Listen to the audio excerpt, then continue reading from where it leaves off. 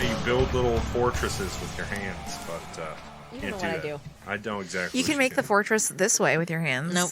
Okay. I have no space. All right. Wait, how do you make? Do you do the one where it's like this is a church This is staple with the Steeple. people inside? It's the staple. Go This is inside. the staple. See all the people. That's Open the door That's to the see all only the way staple made sense there. If you pronounced Did I say staple or steeple? You said staple. Staple. It's Well, fine. there could be religious people as staples. You don't know that. Has They might anybody be a even religious company. I think that would have came out by now. Maybe. Like, I got Chick-fil-A and Raising Cane's mixed up. Ooh, don't do that, because Yeah. one's good and one is disgusting. And owned which by one is a which? Christian. Yeah, they're both pretty much the same thing. And owned No, by a no. Christian. Raising Cane's is better. Way better. Yeah, by way a better. country fucking mile. Okay. Ashley disagrees, I I don't think. care about it. I do not agree with how good Raising Cane's is. I am anti the Raising Cane's train. I like Raising Cane's. I Sorry, think it's good too. everyone. It does give me the It messes up your tum-tum. Gives you the I'll say tooth. that. yeah. The dirty the dirty tooth. Hey, fried chicken, we all like it. We all pay the price. Does it affect everybody, though? I It don't affects think so. me right here. I'm more of a Take a vegetable. vote at the table. Who gets fucked up in the tummy from fried chicken? You? I don't think so. I don't think Yeah. I do. You? Yep. I don't think so. All right, 2-2. All right. 2-2. I'm more broccoli and Oh, yeah. those type Cabbage of things. fucks Yes. me up. Like that delicious sauerkraut you have? Yes. Oh, And that's probably gonna be the steak. fucking you up tonight. The I'll be steak tuning for that up. I think that usually if it's fermented, it's not as effective. It doesn't have that If it's same what? effect. If it's It's not. fermented, If it's what? am I wrong? Fermented. Fermented.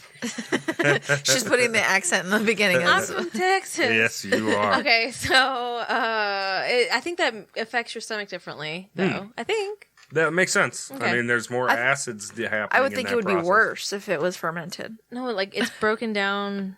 The digestion has already started. I don't know. Go look it up. Is it weird if like the way you were saying fermented sounds like a shitty like sci-fi horror movie about cats that kill people or something? Oh my Fermented. gosh. That's perfect. Demented. P-U-R-R. Or Perfect. maybe it's like furries that go on a killing rampage or something. Fermented. Fermented. There you Let's go. just keep spiraling this off into nothing. Fermented is the cutest thing. Let's do it, All right. Well, they're, Let's do it.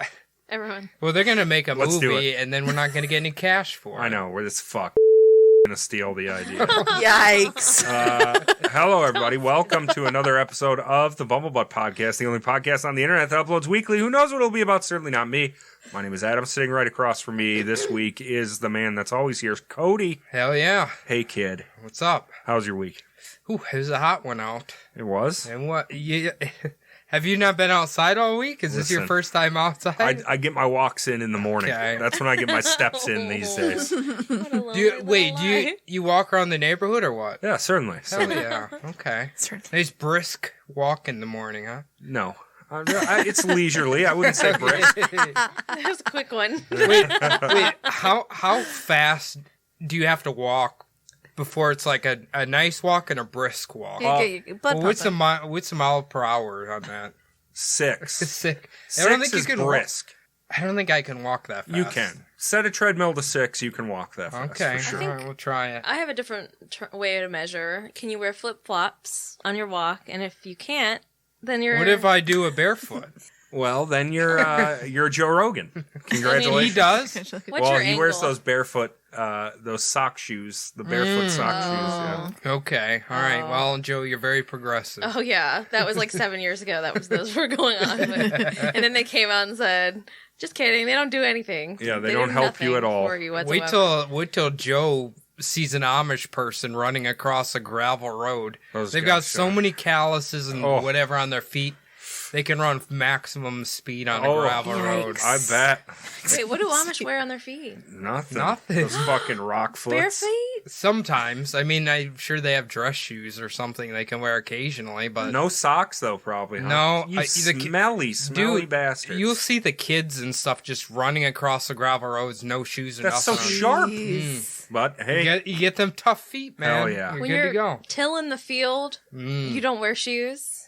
Oh, dirt's soft. Dirt's soft. But you got What about rocks in the dirt? all the stuff. You going better on. go collect all those rocks Stop. before you start tilling that You can't dirt. collect all the rocks. Their motto is, do horses wear shoes? No. Then No. humans don't They need to do. wear shoes. They do. They're actual horseshoes is the thing. But they're The not thing. really shoes. They're just, like, I A guess you fun could... party game. You, Plus evolution or whatever created could- some sort of hoof. okay, it will tack on little steel plates for the bottom of your Yeah. feet, and you'll be Oh. fine. We'll call those shoes. How's that sound? That's yeah. Just like we do with the horses. Also sitting across from me from the Creep It Real podcast is Bianca. Hello. Hello. How are you? Fine. How are you? How was your week? It was good. It was fine. You're joining us for the second week in a row because Jordan is out with Oliver. He's out boating. Boating with Oliver today. It is the 4th boating. of July, in case you hear fireworks. There's a little drinking game. Every time you hear a firework, take a sip. I don't think there'll be too many sips taken. Well, we'll give it a shot anyway. Bright as hell till 10 p.m. here. Yeah. We'll give her the old college try anyway. All right, Bianca, you said your week was good. Mm-hmm. You survived the heat. Yeah. I mean, it wasn't that hot. Good. It was It's in fine. air conditioning. Well, that's true. I was- Banking. Cheater. Yeah. This is Minnesota hot. Yeah. Also Whoa. sitting across from me is the hipster of heat, Ashley. Hello. How are you this week? Great. I've been just like, this is a slightly warm day every day. Yeah. Ooh. Yeah. You could cut yourself on all that edge. That's all I know. All I know is we got a tough boy in the I- house. That's right. I'm the toughest boy. Yes, sir. Imagine if she battled Nico. Oh my gosh. Fuck the clash of the Oh. century. You got fire and Elements, ice battling. Pat Benatar sung about that once. How did- Who's Fire and Nico? Ice. The original tough boy. He would wear shorts all winter long. Oh God. it'd be like fucking 10 degrees. He's got shorts. He works outside all day. Yeah. Not a fuck given. He's just... Not a care in the world. Yeah, so we started making up like backstories for him. Like his mom gave birth in an ice bath, and that's why he's so tough against the cold. Oh, I'm excited to hear Ashley's backstory. Oh shit, we're gonna have to come up with She was born in a volcano. Oh, wow. baptized by fire. Whoa. All right, good job, Ashley. Everybody's here. My name's Adam. Everything's been good. I already said that though. Cody, this is part 2 of the Lindley Street Poltergeist Hell yeah. encounter. Yeah, we're gonna get a little wild and wacky We're gonna on get a this little, episode. wee woo, wee woo. No sadness really this week. It's just strictly paranormal Hell and yeah. our favorite two dummies, the Warrens. Our babies. Oh, Yeah. gosh. Ed and what is the other ones? Lorraine. Lorraine, you Lorraine. stupid. Anyway, we'll pick up right where we left off. I'd prefer if you would. Essentially, we're going to start off with the conversation between Mary Pascarella and Ed Warren. Ed said, A poltergeist cast? Mary replied, Definitely. Well, we are in the middle of a case. It would have to be a real thing for us to come take a look. Oh, this is the real thing. There are dozens of police, firemen, and bystanders here that can verify the things that have been happening. Give me the address. I'll be there. I like how he's like, I'm so important. I'm not coming Oh, there yeah. unless it's real. Just like old Minnesota hot over here. Yeah. Ooh. Except for he wants money. He doesn't want me. Now, after receiving the call from Mary, Ed almost immediately headed over to the Goodins' home. And apparently, he didn't have much trouble finding the place because crowds of people had begun to gather outside of the house. So this shit is popping off. People are coming in there. He was obviously not that busy. No, he's like, we got a possessed kid over here, but I don't think he's going to make me any money. Hold on, I'll try this one. Yeah. On to the next. Now, Lorraine decided to wait until she could bring Father Charbonneau. Nope. Charbonneau.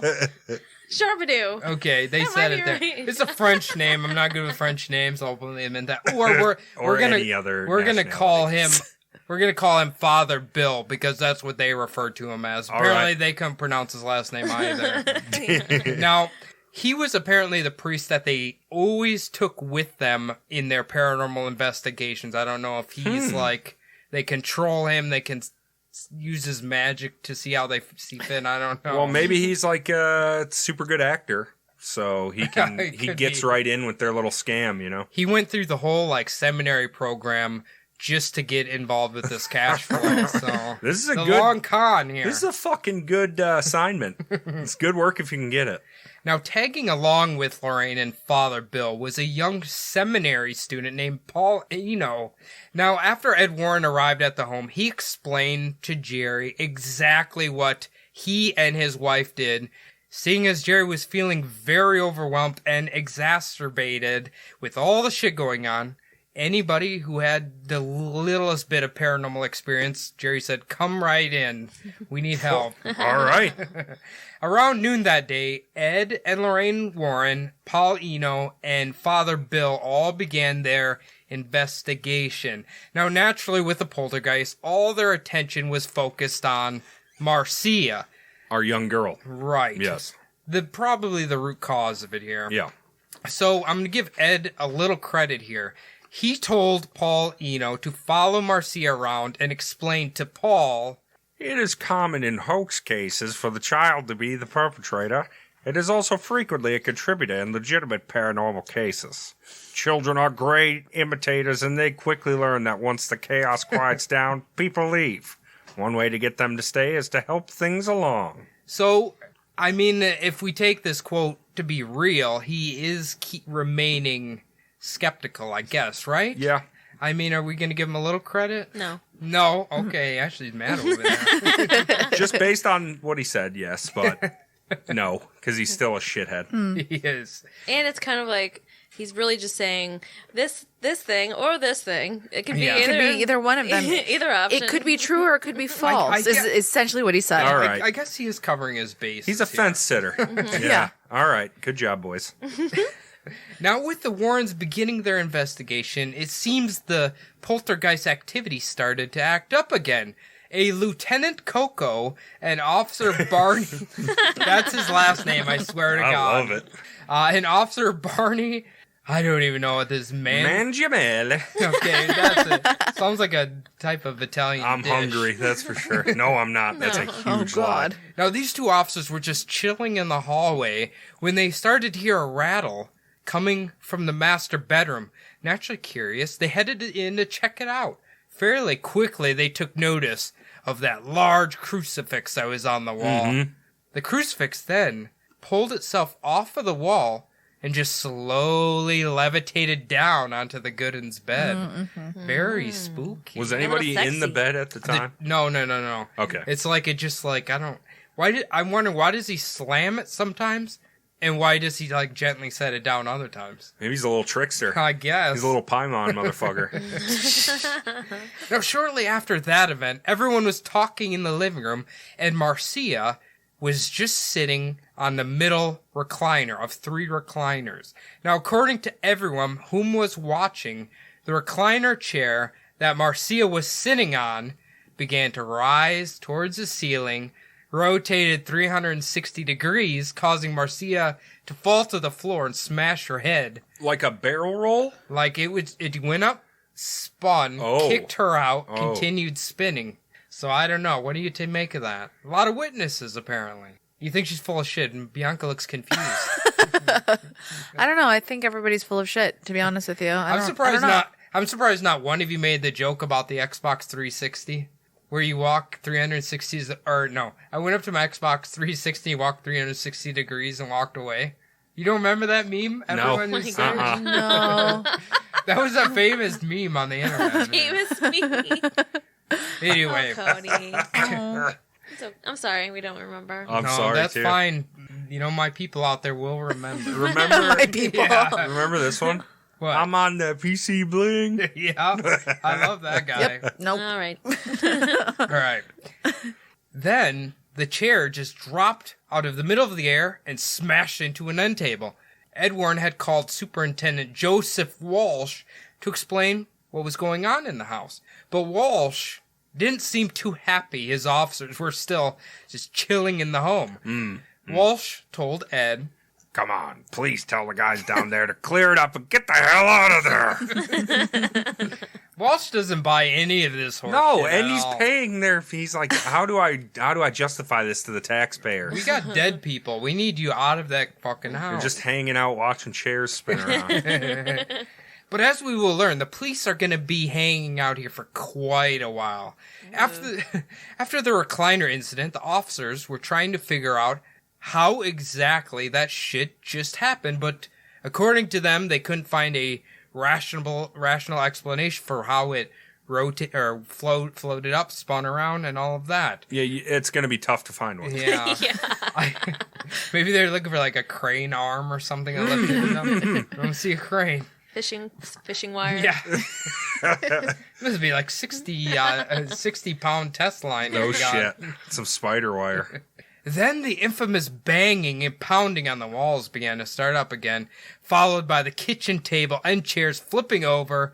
The light bulb lamp in the living room suddenly just shattered. Ugh. According to Ed Warren, he witnessed the knives that were laying on the kitchen floor just spinning.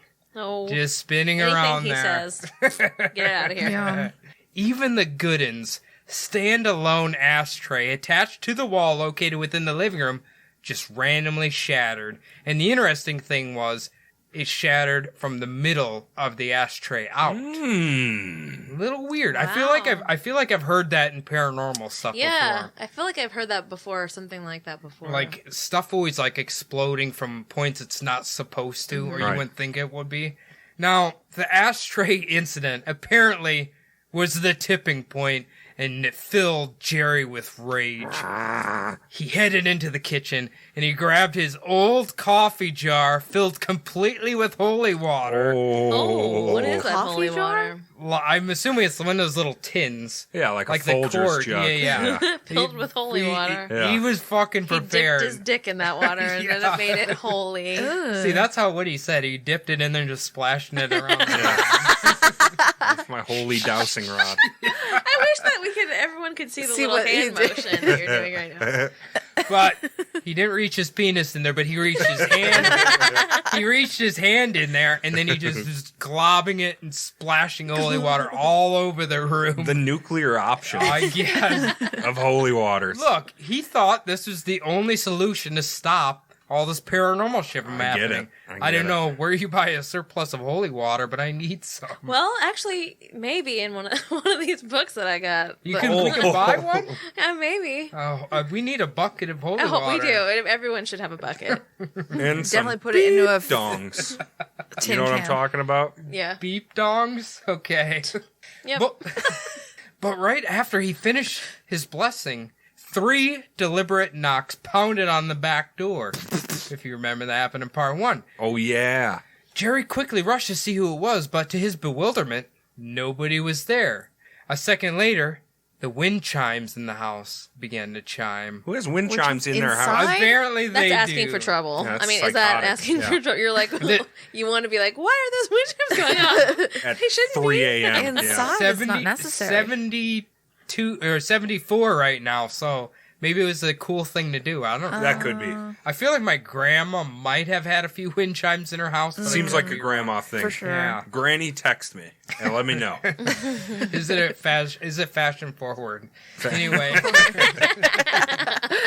After Labor Day.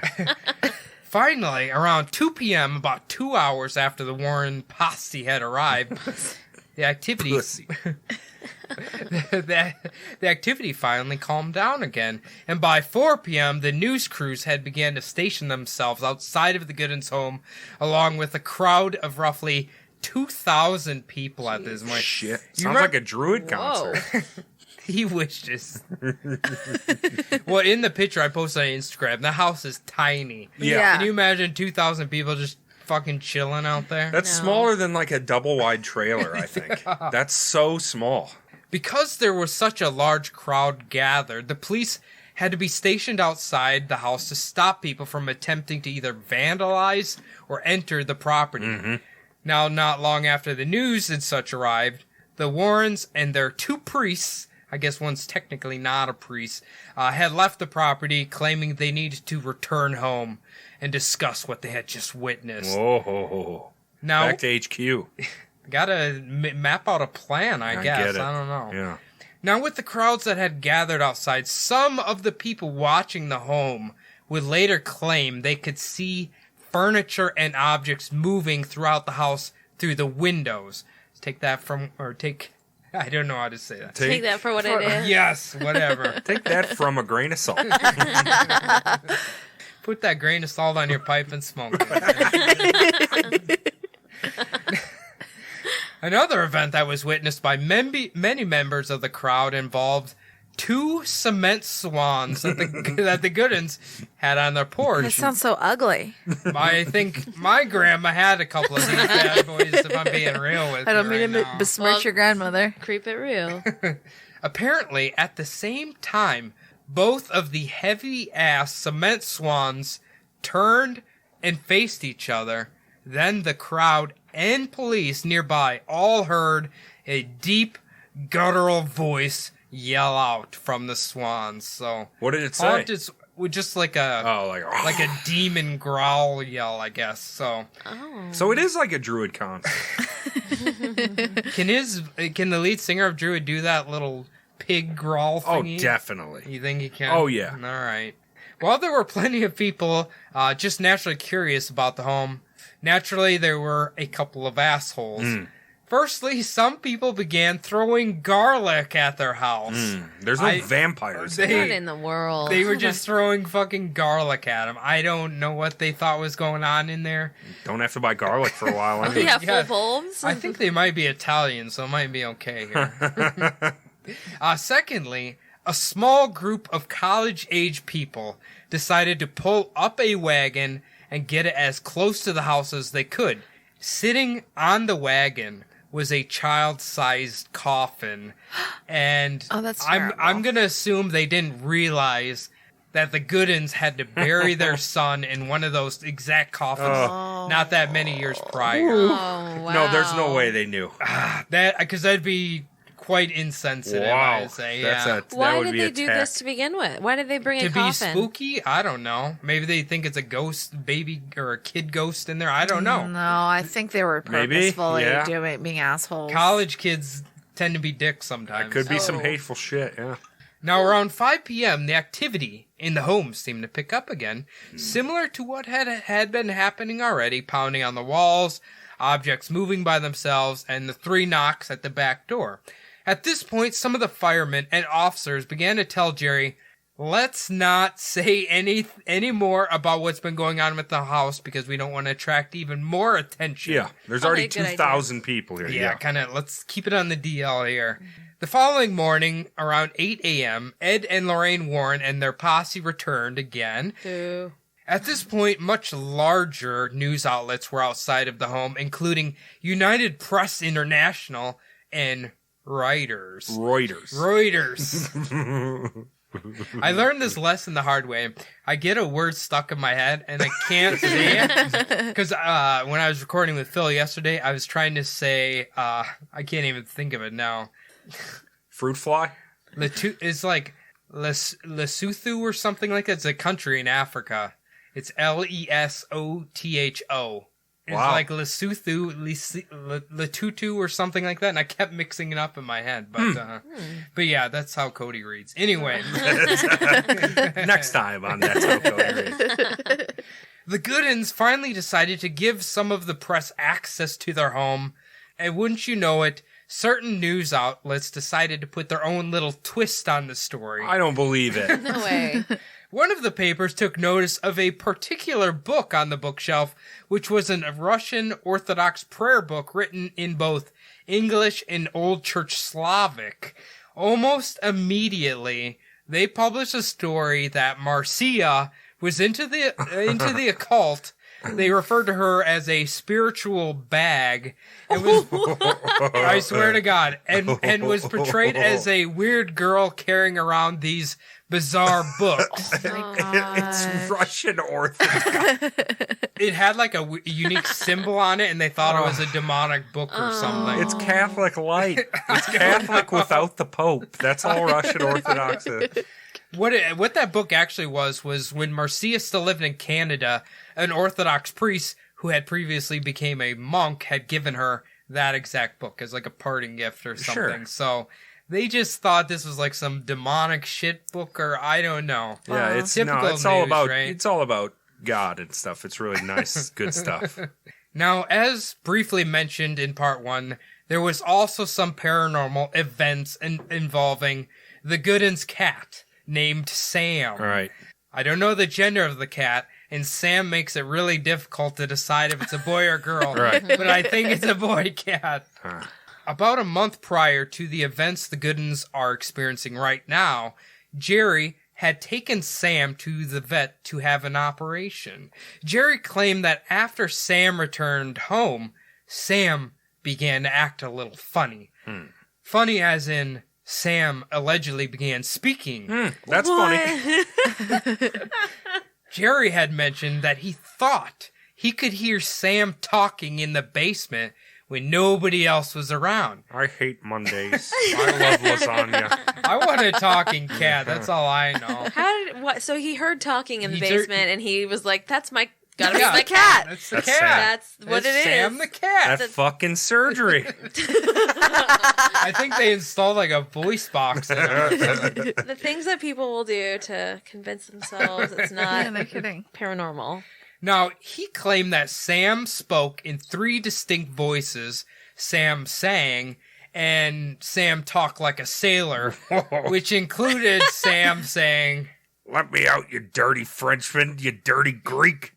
Oh, apparently the cat Wait, was both? yelling this at Jerry. I thought it was just going to be like, fuck shit. God. Well, this is old-timey swear words right here. That's, They cussed. Yeah. They cussed. actually, the officers believed that they had heard the cat talking as well while in the basement. Now, why this is important is according to Father Bill, he claimed he heard the cat say in a creepy voice, Jingle bells. he said the cat said jingle bells to him in a creepy demonic voice. Oh, I would hate that. Oh, why is it always demonic, though? Why does it always have to be demonic? Well, they have the creepiest voices. Can't we just They be have a the creepiest monster? voice. Can't we just be a monster? Can't it just be a monster? Yeah. Hey, guys. What if the cat I'm a like? monster. What if the cat had a voice like fucking like Pee Wee Herman or like a weird voice like that? And it wouldn't be so It threatening. wouldn't be that threatening. for Gilbert sure. Godfrey was yelling out of your cat. I don't know. Yikes. Yikes. I guess I just sorry. I just take umbrage with it always being demonic. Demonic. Yeah. Okay. Sorry. Maybe it's angelic. Now, it was not uncommon for Marcia to hold that cat and pretend Sam was speaking, even though you could clearly tell it was just her doing it. Yeah, everybody does Because that. everybody does that. Exactly. While Father Bill was speaking to Marcia in the basement during their second day of investigating, one of the reasons she talked through the cat was because she saw the cat as her literal only friend. Yikes. So yeah, very sad, poor little girl. But the interesting thing was, all the witnesses who claimed they hear Sam talking was when Marcia was nowhere to be found around them. So take from that what you will. It's fucked up. Yeah, so I don't know. Maybe cat's talking. I know my cat kind of talks, but it's more of a meow and she never shuts up. Oh, yeah, you mean it's so- a meowing? Not like a It's talking? like a whine. You know what she wants, though. You mean she's not saying jingle bells? She called me a Jingle bells. dirty Norwegian bastard. Yeah, Oh, that's right, oh, that's You right. dirty fucking Norwegian. Well, that's taking it up a notch. That's what the cat said. Now, apparently, at the exact moment that Marcia had told Father Bill her feelings toward Sam the cat, all of the lights went out in the basement for no apparent reason. So Marcia opened the freezer to shine some light while she turned back on the light switch for the basement. Now, after she turned those lights back on, she went down to a little altar Father Bill had set up in the basement. I don't like where this is going. I would assume it's something for blessings or I don't know. Okay. I know what you're thinking. I know they call it blessings, maybe. Priest and a young child in the basement Yeah. alone. In an altar. Yeah. We Yeah, shouldn't. It's not that's a good. lot. It's making him sweat over there. I can see it. That's the, yes. Now, That's why. after Marcia moved away from the altar, a thin metal rod all of a sudden shot out from underneath the tablecloth. According to Father Bill, he searched underneath the table to see if Marcia had triggered some sort of a device or something of that nature, but he couldn't locate any reason. In fact, there were about 6 of these metal rods on a little shelf underneath his little altar things, and he tried to recreate the rod shooting out, but he claimed all that would happen was it would move out, roll on the floor. So I don't know. How did he try and recreate it? Maybe throwing it out himself? I don't know. All right, what a weirdo. Yeah. They said that this little rod just shot out. Like going in a... How was he going to recreate it? Yeah. Like, I don't know. Just pointing at his temple. He put the rod in a shotgun and pulled the trigger. Okay, that didn't work. Now, Lorraine Warren was not having a good time on this particular day. Lorraine, who is a self-proclaimed medium, claimed that when she entered Marcia's room, she began to feel uneasy and very nauseous. A little while later, while they were sitting in the kitchen, Paul Eno noticed that second-degree burns began to form on Lorraine's left hand. What? Lorraine exclaimed she had felt a light touch from something. After Ed Warren took notice, he wanted to get Lorraine out of the house before something even worse happened to Lorraine. Ed said, I'm worried about spontaneous combustion. Oh, you should be, because it happens so much. Yeah. It's because you're a clairvoyant. how many psychics are blowing up for no reason? All the time, constantly. What is she, the fucking Atomic Man from the first season of Heroes? Like, come on. Wow. What's going on here? Deep pull. 3 people out there know what you're talking about. You know what I'm talking about. I know right? what you're talking about. It's just a long lead up too. Hey. Like, who are you? I was trying to think of who else has exploded that I could think of, and he's the only one. It would be a pretty good parlor trick. But Lorraine assured Ed she was going to be just fine. A few of the other big events that transpired during the rest of the war. It sounds like she was suffering from severe lack of attention. Is that known to cause second-degrry burns? Oh yeah, for Definitely. sure, 100%. Okay, all right. When no one's looking, it does. Yeah. When you hold your hand on the stove, it does. Yeah. Funny you mention that. We'll get to her in a minute. Okay. A few of the other big events that transpired during the rest of the Warrens' visit included Paul Eno claiming to smell sulfur coming from Marcia's room, and the kitchen TV falling off by itself, hitting Paul in the leg, and leaving a nasty gash. Right. I remember that one. Yeah, no, it fell a second time. This is a new one. Whoa. That TV Same TV. First one broke Laura's feet or toes. Oh my goodness. Now it cut his fucking leg. That's a serial TV. It is. Yeah. Next thing you know, it's going to be jerking off Jerry. I was going to say you need to throw it out, but maybe if it's going to get to that level, they want to keep it around. Bring it back to the altar. Oh, yeah. But by the end of Sunday, November 25th, the local news had aired a news segment dedicated to the Goodin story, which after airing the story to a much broader audience, caused even more trouble. It brought a larger crowd that gathered outside of the home, which caused the police to try to maintain peace and keep the crowd under control. The following day, Jerry had to return to his job, and because most of his coworkers had probably watched the news, Jerry became the butt end of jokes and ridicule. Yep. His coworkers would ask him, how are the ghosts doing? Had the cat read any good books lately? And why would he want the entire city's attention focused on his family? But Jerry always stood his ground, claiming that everything that was said on the TV was real. He would never, ever, ever flip on that. To his dying day. Wow. Now, when the Warrens returned home from all of the action that had happened on Sunday, Lorraine and Paul Eno claimed that the evil presence had followed them home, and the only way they were able the only way they were able to get rid of it was through the power of prayer. Sounds a lot like Zach Baggins. And more TV cameras. They conjured a little Like spell. a lot like him. Baggins territory. Can you imagine if he was around? Oh my God. He probably was like 2 years old, but man, he'd make it. I bet. Wonder if he tried to buy this house. Probably will. Good question. Yeah. Also, Ed Warren and Father Bill almost immediately tried to get an exorcism going.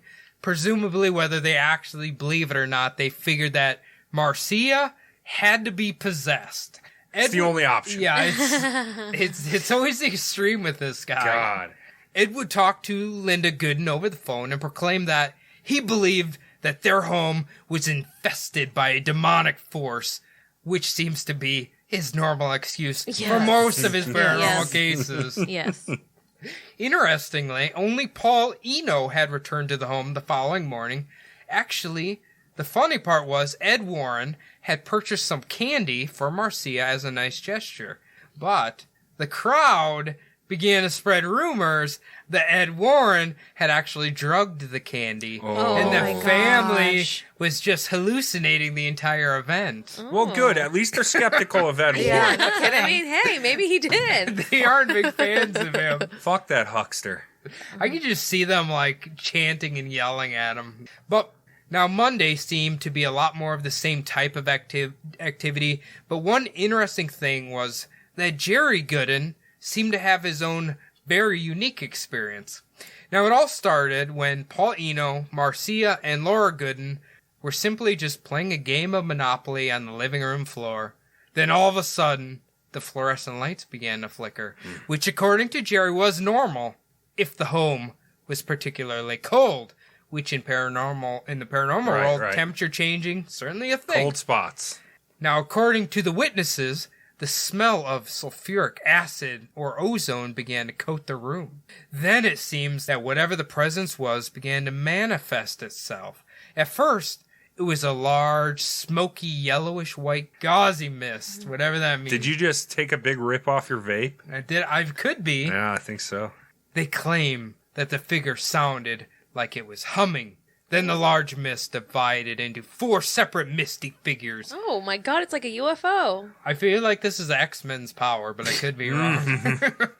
All of a sudden, Jerry began a Gregorian chant, then started to perform Mass in Latin, which included the Mass of the Dead, which is for when adults die, and the Mass of the Angels, which is for when a child dies. Whoa. Now, Jerry had been an altar boy, but hadn't said Mass in Latin in over 40 years. Either way, after Jerry was finished, he seemed to snap back to normal. So he grabbed his jar of holy water and began sprinkling holy water all throughout the house, which apparently caused the 4 misty figures to begin to follow Jerry around while he was blessing it. Oh, that didn't work. No. Well, it's like they were trying to block him or something. I don't know what they were doing. Yeesh. Now, according to Paul Eno, Lori and Jerry... Can I say this? Now, according to Paul Eno... I hate this man so much.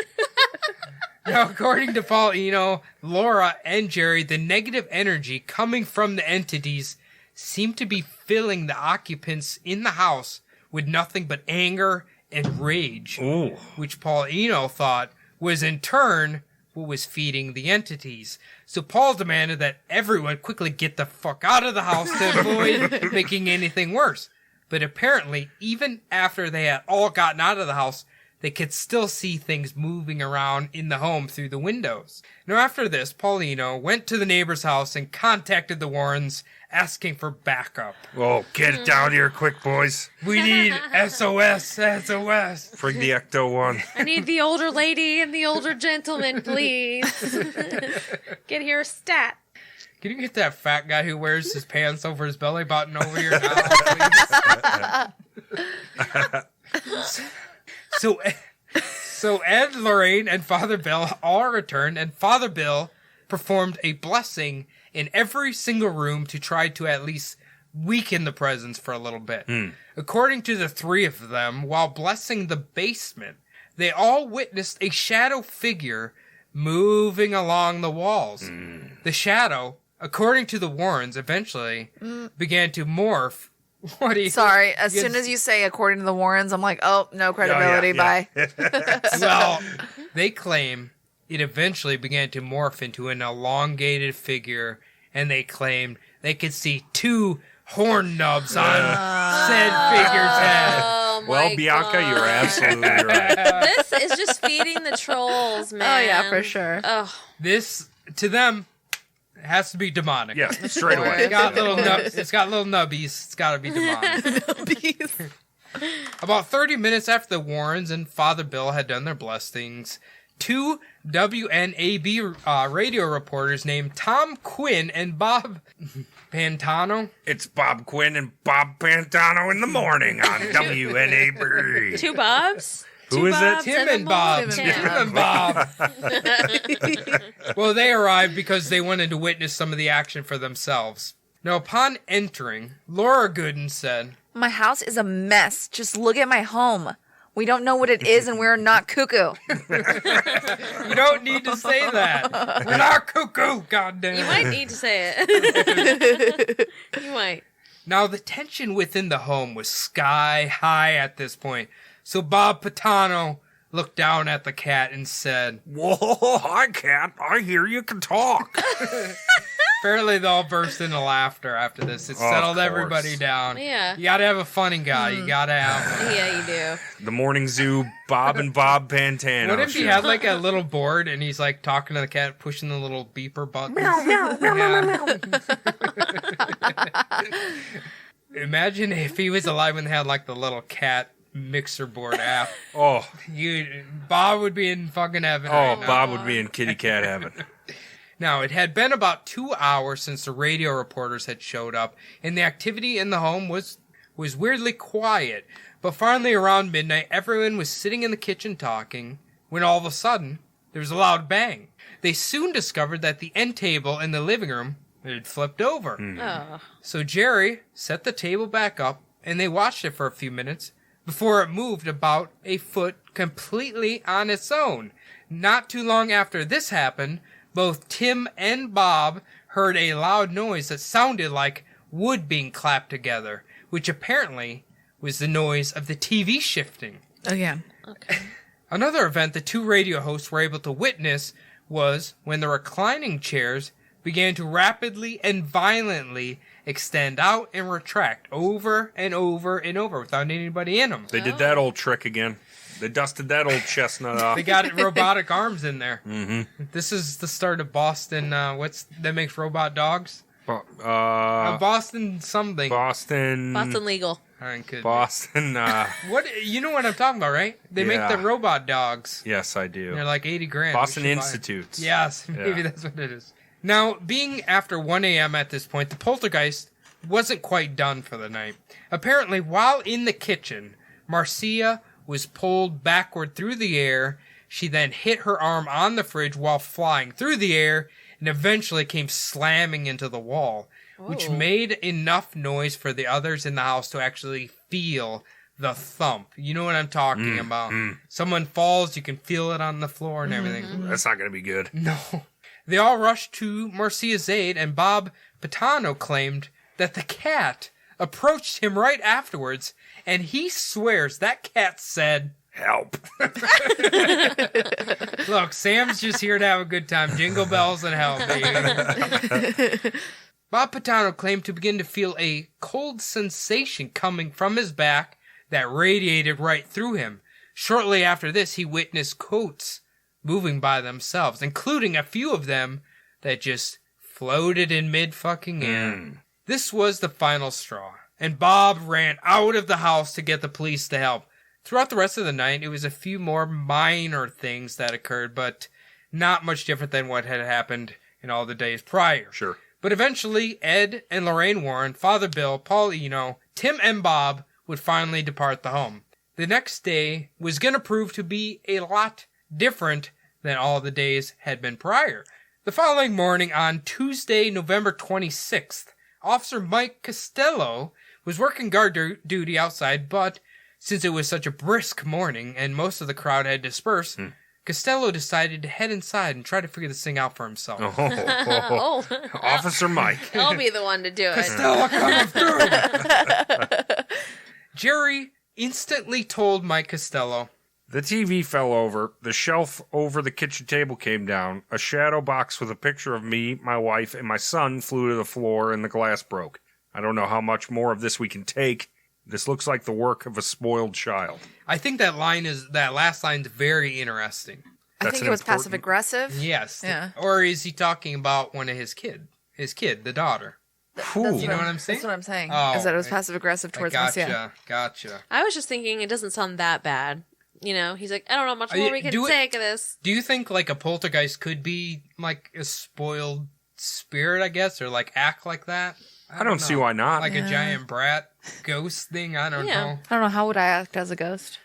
You'd be kicking and throwing shit everywhere. Yeah, they seem pretty jerk-like. So. Yeah, trickstery. Yeah. Now, while talking together in the living room, the chair Marcia was sitting in, again, reclined and retracted like it had so many other times. But this time, it was really interesting. Nobody seemed to even bat an eye. That's just old hat now. Yeah, well, Laura, in front of the cops, told Marcia to knock it off. Which is really interesting because before she was yelling and screaming about it, so... Why would she do that? Well, let me tell you in a minute here. Okay. Officer Mike Costello tried it for himself because he had obviously heard all of the rumors about these goddamn chairs opening and closing by themselves, and a lot of people claimed it was extremely difficult to pull it off. But when he jumped in the chair, he recreated it with ease. Now, 2 other officers had showed up on the scene to help with guard duty, and they were all just chatting in the living room when they noticed something peculiar. While Marcia didn't think anyone was watching, she stealthily stuck her toes out and pushed the TV, which hit Jerry in the leg, and then he got startled. But Officer Costello was staring right at her as she did it. So he did fucking crack the case. I mean, essentially, yeah. He basically, it says he saw her do it, and he stared at her, he said, gotcha. Like an asshole. But yeah, now the Warrens had told the Goodins that anything that had fallen off of the wall or moved, they should just leave it where it had landed for paranormal investigation reasons.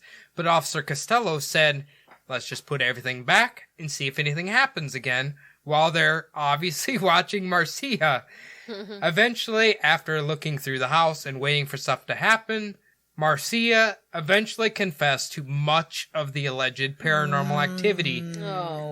She had kicked the TV, made it appear as Sam the cat was talking. My God. She confessed about opening the refrigerator door in the middle of the night, and she told the officers that Lorraine Warren had put her hand under hot water to make it appear as if her hand was blistering. Lorraine Warren, you dead. Well, if you've seen her skin looks like that of an antique man. And Antique man.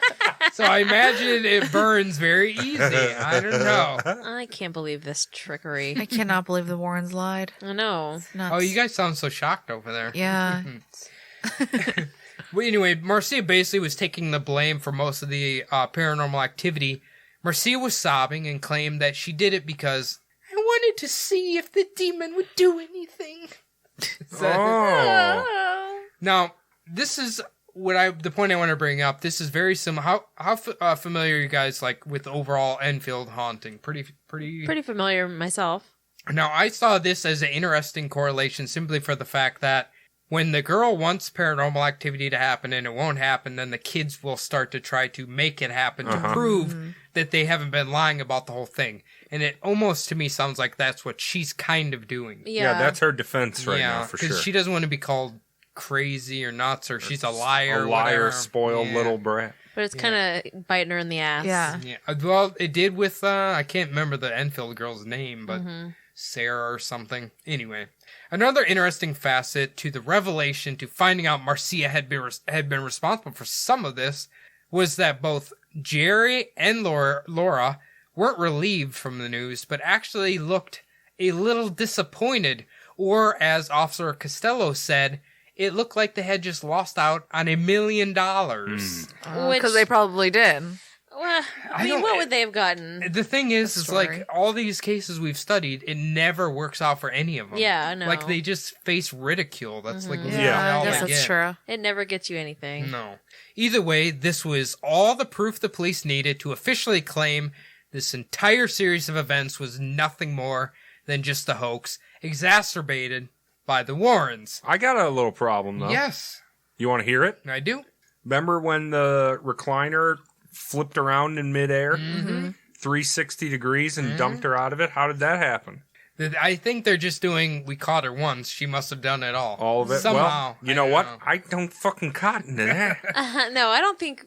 I mean, maybe it's not time for us to be. You can giving our chime in opinions. whatever you want. But I mean, I don't know if everything is a lie, but it's kind of like things happened, like you were saying. Things happened, and then you want to tell people, but it's not going to always produce results for everybody that goes into the house. So then you're going to be like, well, shit, they're about to leave. They've been here for 3 hours, or they haven't seen anything. 3 days. Yeah, so I'm going to make something happen. I got to show them something. And then it just bites you in the ass because then you start doing that more and more. I mean, especially if you're like an 11-year-old girl, like. You're not really thinking like us adults think. And you got all that cool attention heaped on you. Yeah, like we said, she doesn't have any friends. She doesn't have anything. She loves these people around. Hell yeah. So, now after this, the police department recommended that a psychiatrist maybe come in and see if they could assist Marcia. So Dr. Santiago Escobar. Whoa. I love him. Did I say that? Yeah, he sounds sexy as Did hell. I say that? You killed the I hell am out of it. Santiago Escobar. I like that you have to have two. He has one finger on each side, just pointing to the ceiling, wiggling around when he says the name. I just picture him coming in with like a cape and he's waving and I was like, does this make you sad or depressed? Like a bull, like a toro.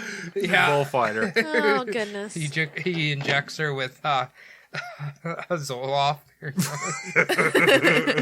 Anyway, Santiago Escobar came to their home to examine Marcia and determined that she should in fact seek psychiatric care at Baptist Memorial Mental Health Clinic. Uh-oh. That is a mouthful. I'm worried about that one. I know. And the Goodins would agree to take her later in the day. Now, the police also recommended that the Goodins do not allow anyone in their home any longer, especially the Warrens. Yeah. And they completely agreed to do this. The Warrens and Father Bill saw this news headline later that night. Scared police that saw clothes bureaus crashing to the floor and TV sets shaking about said they believed supernatural forces were responsible. Police said they were called to the home of Mr. and Mrs. Gerald Goodin at about 12:45 this morning after things began happening in the house. After a lengthy interrogation of the parents and 10-year-old Marcia, the girl admitted that she had been the one who had done the banging on the walls and the floors. She was the one who knocked the crucifix to the floor, threw the pictures on the floor, and caused all the other unusual happenings in the house. A police report said that the little girl further admitted that the cat Sam didn't really talk. Liar! It was her disguised voice. I can't believe it. Marcia's voice. And she demonstrated to the police just how she did it. Police said the parents agreed to take the girl for a psychiatric examination. Apparently Ed Warren, like after he saw this, just said, sometimes they just trick you. Like he's claiming like he was tricked. He was duped. Yeah, that's Fuck what yourself. That's what he was claiming. What a goon. Naturally after this, the reporters interviewed some of the police officers who were sitting outside of the home. Police Superintendent Joseph A. Walsh said, Everything has a rational explanation. This is the work of human powers. I don't believe in that supernatural shit. There are no ghosts in Bridgeport. No. They were victims of the power of suggestion. Even some of my own men were taken in. He doesn't have much respect for his people, do they? No. Police Captain Anthony Fabrizi said, Oh, Fabrizi. It's fresh. He smells like a laundry basket. Yeah. this girl is into a spiritual bag.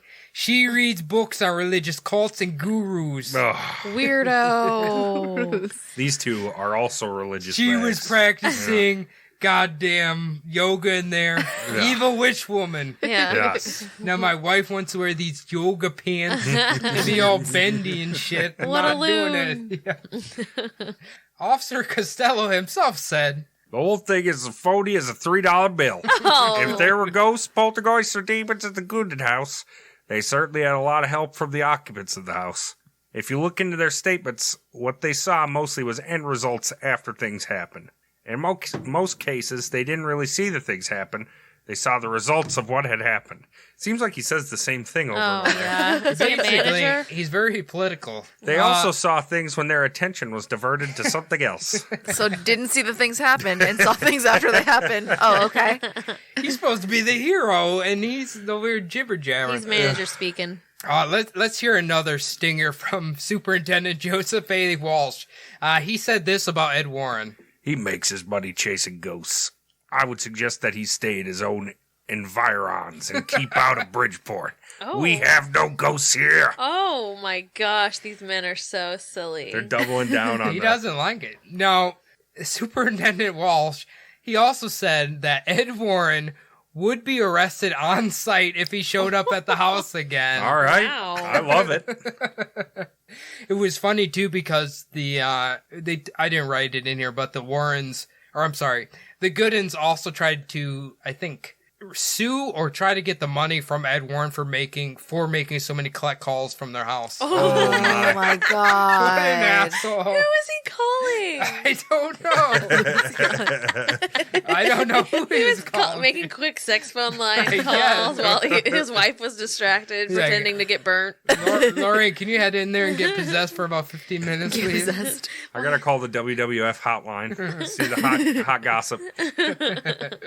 Now, after all the action had settled down, the Goodins would take Marcia to see a Dr. Kerr for psychiatric help, but interestingly, the doctor didn't seem to find anything abnormal with her outside of being distraught about everything that had happened within the home.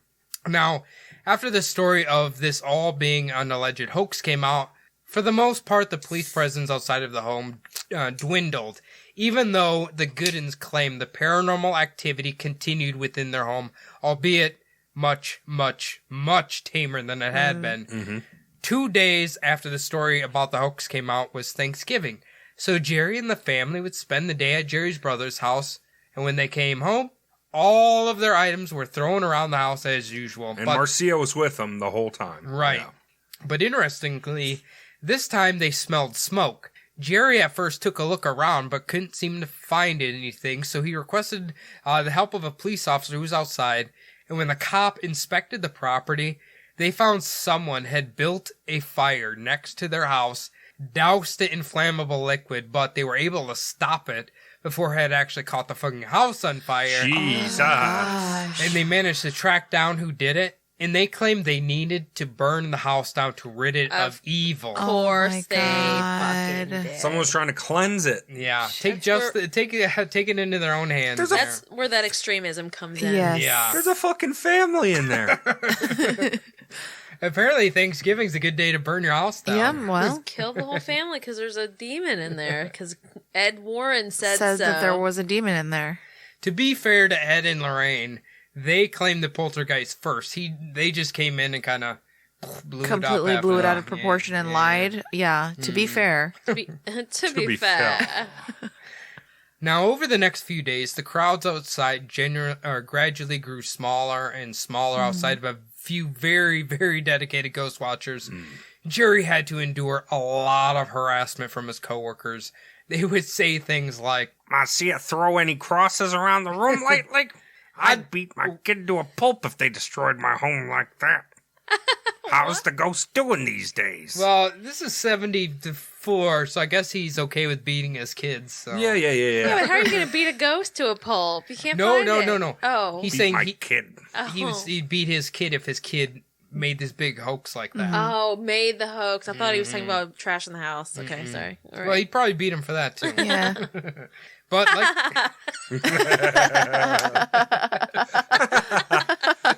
Fuck that kid. child abuse. Okay. Anyway, great. don't touch your kids. Please don't.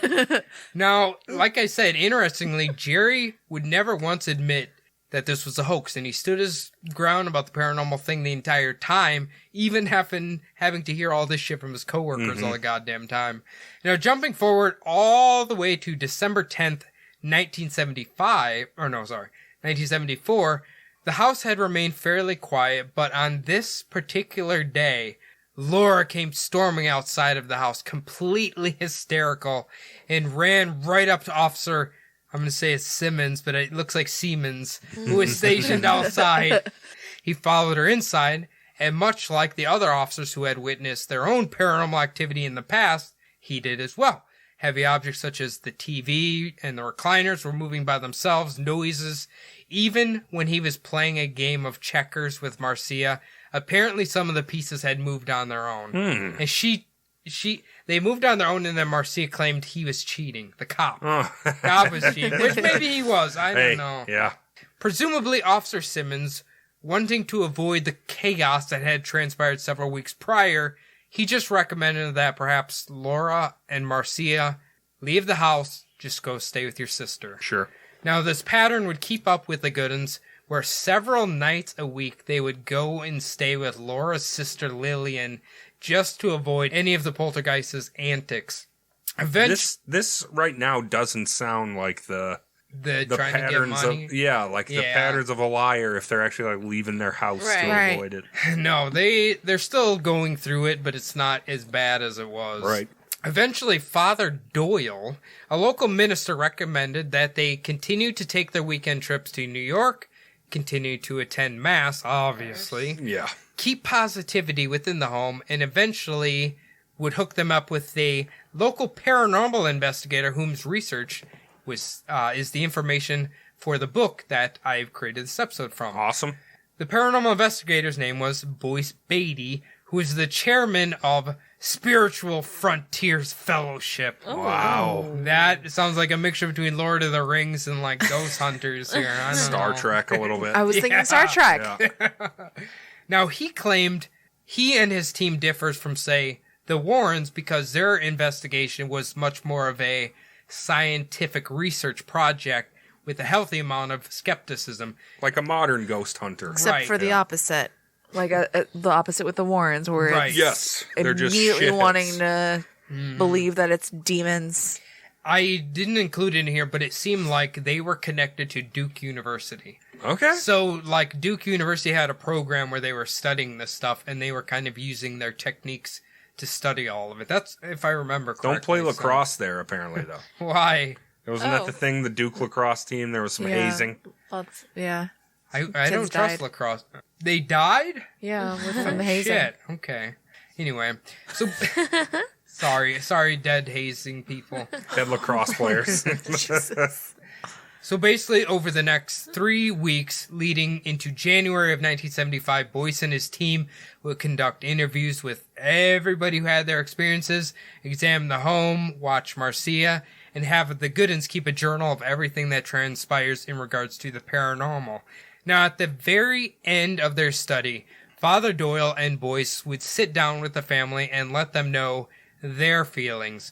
Now, from what I can decipher from their interview, while there was no doubt certainly strange, anomalous paranormal activity occurring within the home, there was a much more pressing matter that needed to be taken care of in regards to the family unit itself. They recommended that Marcia continue to go to therapy. On top of that, Jerry and Laura also go to therapy. Now, this was not because they were crazy or had made up what had happened to them, but because both, it appeared, Jerry and Laura had endured such tragic events in their life, especially the loss of their son, they had never fully overcame it and never fully healed from it. Now, because of the emotional scarring from the death of their son, they were overly protective of Marcia, not allowing her to walk to school alone, not allowing her to have friends. Hell, even at the moment, she wasn't even attending school. And because Laura was living in such a fear of Marcia dying, Marcia began to live in isolation, which caused her to become very sad and very depressed. They needed to allow her to grow and have friends, and perhaps believed if they could fill their home with happiness, it could suppress any of the paranormal activity. This is great. These are some forward-thinking, good investigators. I cut through a lot of the fat there, but we'll just say the Goodins didn't take too kindly to the words they were telling them. But they needed to hear it. Yeah. Okay. They Because were just they- kind of embarrassed. Yeah, they thought they were calling them bad parents, but they're saying, no, you It's have just to trauma. realize what you're doing, and the girl needs to grow. Absolutely. Now, by January 10th, 1975, Marcia was finally back at school. She was happy, and wouldn't you know it, paranormal activity, all gone. Crazy. Because of all the notoriety attached to the home, and because of the endless mail and such they were receiving, the Goodins put their home on the market for $31,500. Shit. Oh. Does that seem like a lot for 75? No. No. I mean, I wouldn't think so. No. I don't know, 1975. Their plan was to basically move away, try to fucking forget everything that happened. Yeah. Over the next year, the Goodins had to deal with hell. Their house was egged, vandals smashed all their windows, the driver's side car mirror was broken off, someone had even slashed their tires. Fuck Aww. you.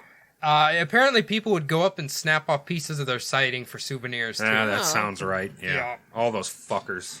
Some of Jerry and Laura's friends completely quit talking to them or would just call them liars. Ugh.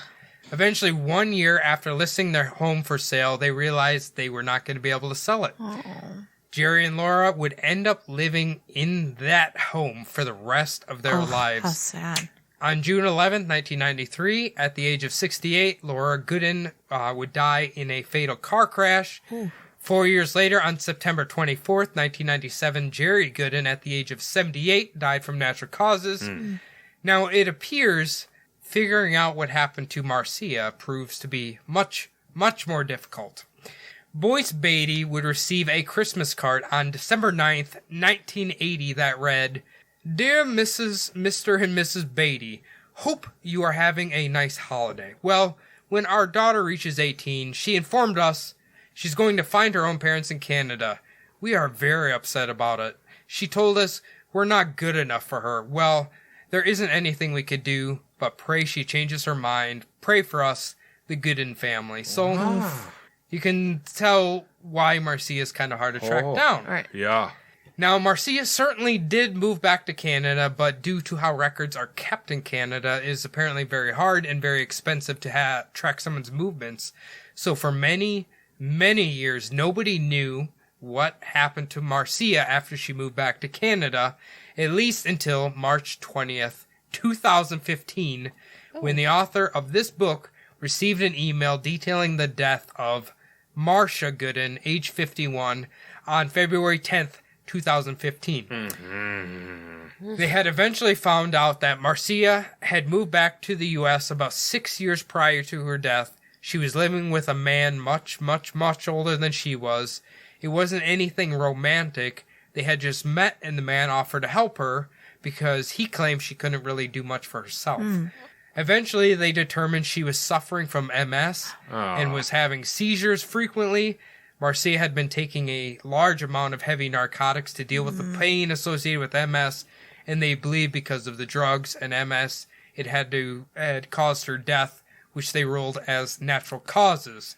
So, poor Marcia, man, she had just a horrible, horrible life, and unfortunately, she died at a young age. So. Jeez. They don't really know why she just got up and decided to leave. But that's what she did. She went and found her brother in Canada and lived there. Maybe the Goodins didn't take the author's advice or whatever and did not allow her to grow on her own. So she was like, fuck this. As soon as I turn 18, I am out. Fuck you bitches. Yeah, and sick of being known about Yeah. as the crazy ghost girl. Yeah. Yep. Who faked it too? Because from what it sounds like, the author of the book really wanted to find out her side of the story, right? Yeah. Obviously, when she's an adult. But it's like she vanished, and then she took the name Marcia Goodin. Yeah. That's why nobody knew who she was. That's and crazy. It was Godin instead of Goodin. instead of Goodin. So they didn't know who it was. So very sad, but but yeah, there is the Lindley Street Poltergeist case. Guys. Nothing's solved. This is an unsolved mystery. Pretty much, yeah. You kind of just you're gonna take their word for it, take all the witnesses' word for it, or you think it was all bullshit. Discredit the Warrens immediately. Well, Of course, and then every time. Yeah.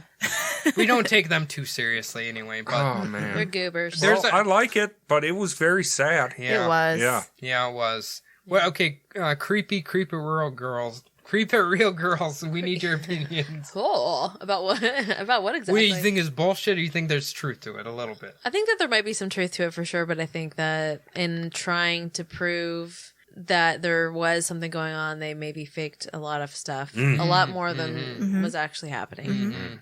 Yeah, because I always feel like in paranormal stuff myself, there's like a barrier where normal stuff happens that happens to everybody, and then there's when people take it too far and you instantly know it's probably bullshit. Yes. Okay. Yeah. Yes. Like knives doing little propellers on the Yeah, floor. no. Maybe not. Like the dinner scene from Beauty and the Beast going on in the background. I mean, who knows though? Who knows? There's been a show that I've been watching. Oh, I actually saw it for the first time over here. okay. Paranormal Caught on Tape or Oh, something. yeah. Mm-hmm. And, you know, there's a lot of bullshit on that show. I mean, I would suggest anybody watch it and see how you feel. It's got Ben Kissel on it. That cutie has the little cherub cheeks the whole time. So- California Ben Kissel.